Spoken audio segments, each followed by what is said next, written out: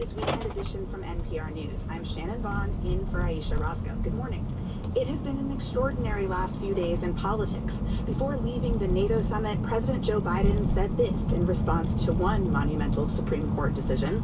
I believe we have to codify Roe v. Wade in the law, and the way to do that is to make sure that Congress votes to do that. And if the filibuster gets in the way, it's like voting rights. It should be, we provide an exception for this. Biden arrived back in Washington to news of another Supreme Court decision, one with big implications for how government works. Here to talk about all of this is NPR national political correspondent Mara Liasson. Good morning, Mara. Good morning. So walk us through the political landscape President Biden now faces as a result of these rulings on abortion and EPA. Well, one piece of news, as you just heard, is that he has decided to relax his protectiveness of the filibuster even further. He supports a constitutional carve-out for bills codifying abortion rights, as he did for the bill codifying voting rights. The problem is that the Democrats don't have the 51 votes they need to make that change in the rules around the filibuster. So on Friday, the president met with Democratic governors looking for ways that they and he could help women, like making sure a woman's right to travel isn't curtailed if they seek an abortion across state lines.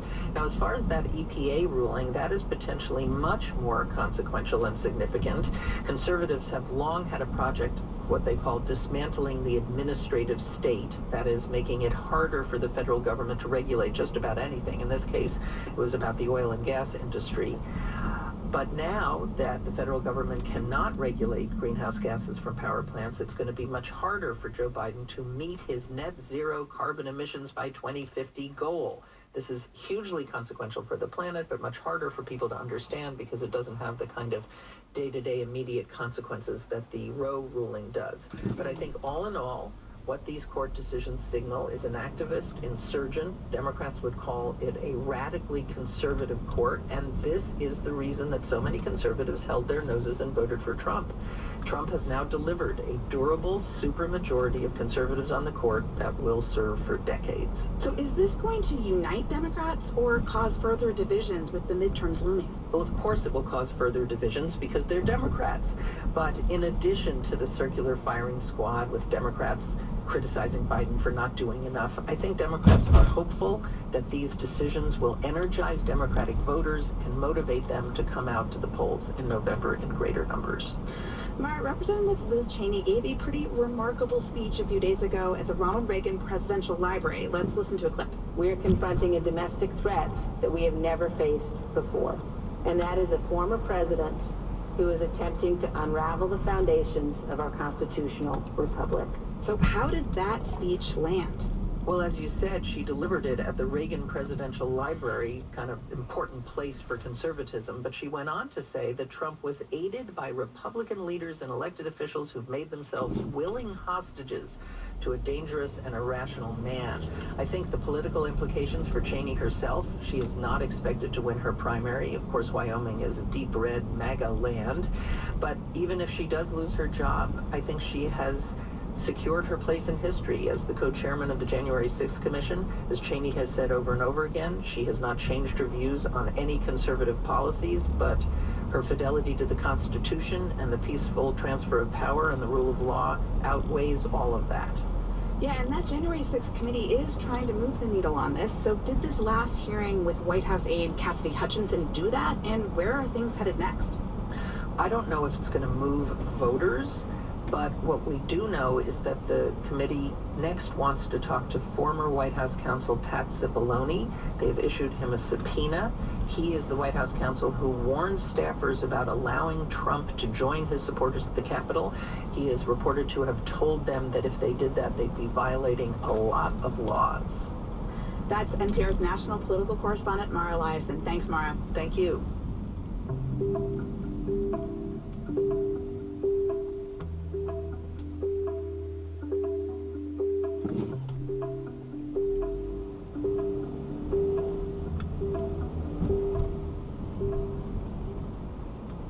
A video of Ukrainian President Volodymyr Zelensky circulated widely on social media last spring. It showed him calling on his soldiers to surrender to Russia. But that never happened. The video was deepfake. These are images or recordings that have been manipulated to misrepresent someone's actions or words. And the fake video of Zelensky wasn't that well made, but it got traction after hackers managed to get it briefly on Ukrainian television and the broadcaster's website. As technology evolves, experts warn deepfakes will become harder to spot and even further undermine public trust.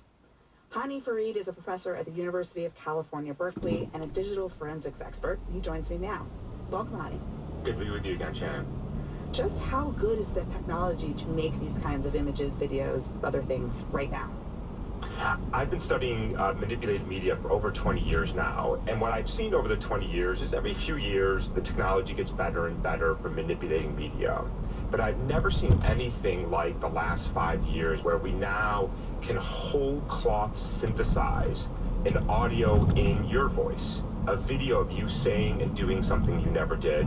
And what is really dramatic about this technology is that we have democratized access to what used to be in the hands of Hollywood studios and state-sponsored actors to now anybody can generate this. And that's a very different threat vector in terms of disinformation campaigns meant to sow civil unrest, interfere with democratic elections. Every few months we see more and more advances that are really dramatic and exciting in one hand and worrisome in the other hand. Can you give an example of one of these?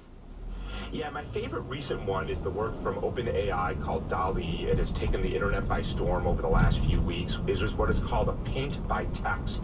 And the way it works is you go to their website and you just type in, make me an image of a squirrel wearing a life jacket surfing in the Atlantic Ocean.